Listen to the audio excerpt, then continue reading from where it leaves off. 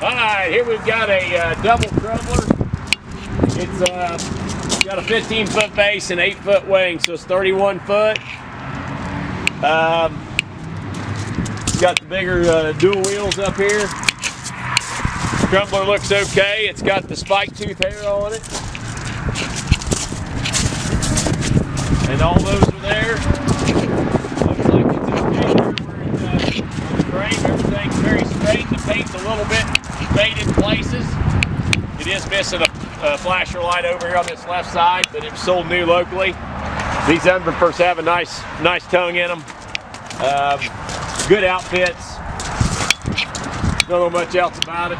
It does have an extension tongue in it. Look at that. They made that like a wagon where you can pull that up. If you got it hooked to a tractor, it'll extend on out or whatever you need. So, doesn't look like by the hitch it's been pulled a whole heck of a lot.